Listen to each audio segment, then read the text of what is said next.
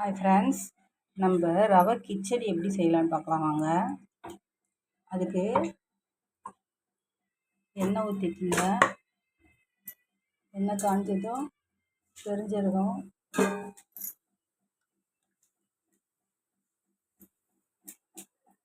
இஞ்சி பூண்டு பேஸ்ட்டு, புதினா, கொத்தமல்லி, கருவேப்பிலை,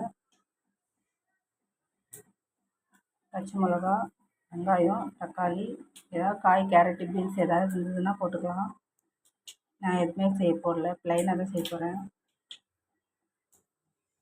பொரிச்சு வந்துடுச்சு. இப்போ நம்ம வெங்காயத்தை போட்டுக்கலாம்.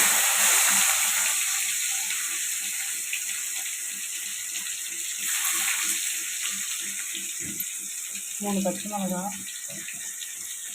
மிளகா 3.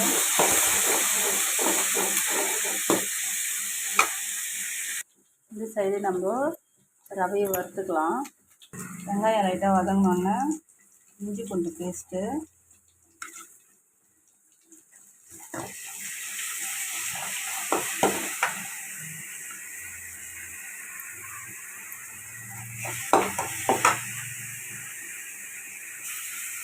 கருவேப்பிலை, கொத்தமல்லி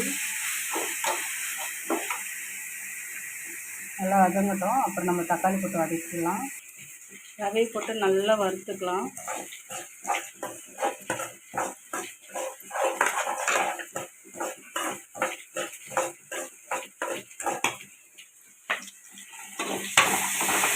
பக்கம் நல்லா வெங்காயம் தக்காளி வதங்கி வந்துடுச்சு. ஃபஸ்ட்டு தக்காளி போட்டுக்கலாம்.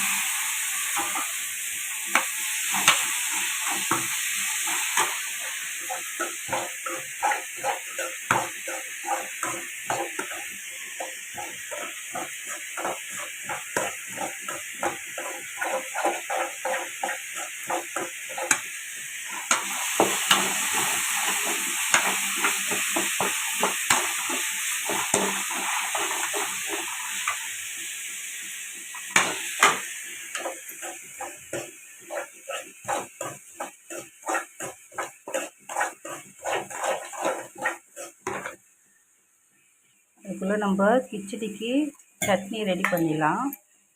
நல்லா வதங்கி வந்துடுச்சு. அவ்வளோதான்.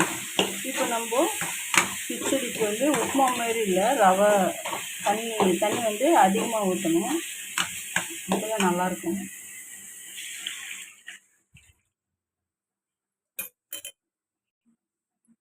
நம்ம 1/4 கிலோக்கும் கொஞ்சம் அதிகமாக போட்டிருக்கோம்.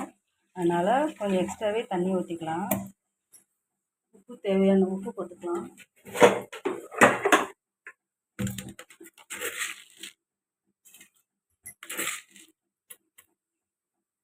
ஒரு 1.25 ஸ்பூன் உப்பு போட்டுக்கலாம். அவ்வளோதான். கொஞ்சோண்டு மிளகாத்தூள் மட்டும் போட்டுக்கலாம்.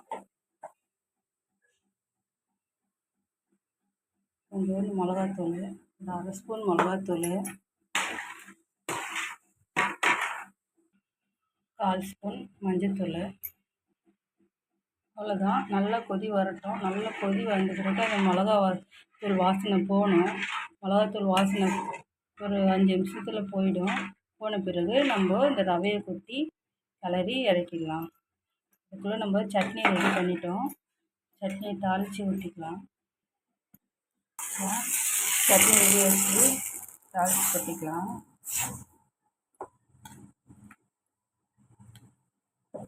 கிச்சடிக்கு சட்னி தொட்டு சாப்பிட்டா நல்லாயிருக்கும். சட்னியில் கொஞ்சோண்டு நம்ம அரைச்சோம்ல, இஞ்சி பூண்டு பேஸ்ட்டு அரைச்சோம்ல, அதுலேயே நம்ம உடச்சக்கல்ல, தேங்காய் பால், காஞ்ச மிளகாய், இல்லை பச்சை மிளகா, உப்பு போட்டு நம்ம அரைச்சிக்கலாம். அதுக்கு அந்த இஞ்சி பூண்டு போட தேவையில்ல, அந்த ஜார்லேயே நம்ம அரைச்சிக்கலாம். அவ்வளோதான். நல்லா கொதி வந்துடுச்சு. கொதி 5 நிமிஷமாக நல்லா கொதி வந்துடுச்சு. மிளகா வெடிப்பு போயிருக்கோம். இப்போ நம்ம ரவையை சேர்த்துக்கலாம்.